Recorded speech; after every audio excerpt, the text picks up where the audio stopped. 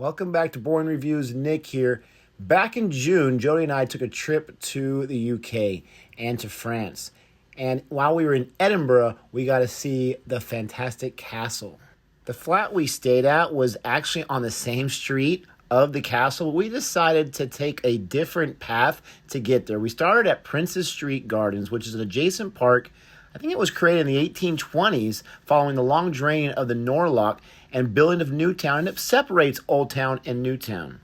If you're ever in the area, we definitely recommend you walking through this beautiful gardens, this beautiful park. It's very serene, it's calming, and we were really lucky that the weather was fantastic. It didn't really rain too much. It sprinkled a little bit on our way up to the castle, but still, just look at those views. The overcast kind of gave the castle a little more majestic look. After a little confusion with the ticketing, the customer service was fantastic, and we were still able to get our tickets to the tour of the castle. You literally walk right inside of this beautiful castle. This once mighty fortress, the defender of the nation, is now a world-famous attraction.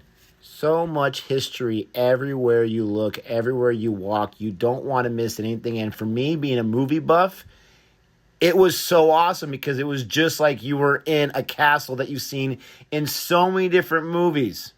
Hey, I don't remember seeing that in The Lord of the Rings. As you can see, the place was packed. It's truly amazing how well they preserved this castle. As you walk in to the right, you have this amazing view where you can stop and take some pictures. Right below is the gardens where Jodi and I were at before we got to the castle. And as you can see, hey, wait, is that Jodi from Boring Reviews? Couldn't help myself. As you can see, everything looks intact. You're almost waiting for them to exit everyone out because they have some official castle business or something. This most famous of Scottish castles has a complex building history. The oldest part, St. Margaret's Chapel, dates from the 12th century. The Great Hall was erected by James IV. The castle houses the honours, crown jewels of Scotland, the Stone of Destiny, the famous 15th century gun Mons Meg, the 1 o'clock gun, and the National War Museum of Scotland, which was erected after the First World War. For people who are from the Western United States, that doesn't have as much history as a place like Scotland does, it was amazing to walk around and see these historical buildings that were erected hundreds of years ago. Speaking of the National War Museum, that was a place we spent a lot of time in. I took tons of photos that you're going to see here. This museum was very, very elaborate, and there was lots of hallways to walk down.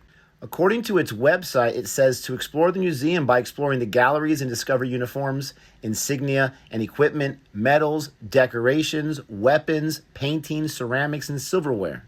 They didn't let us take some for some reason.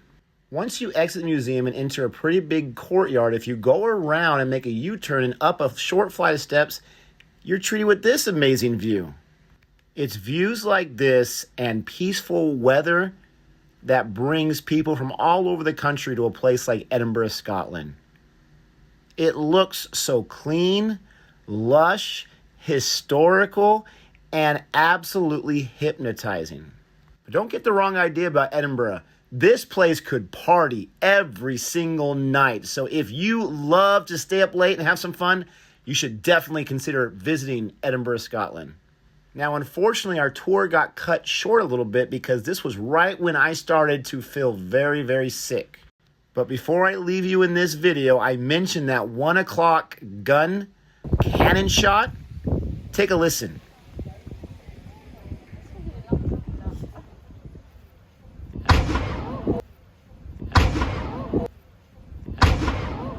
I was not expecting the promptness of the firing, or else I would have got a better shot.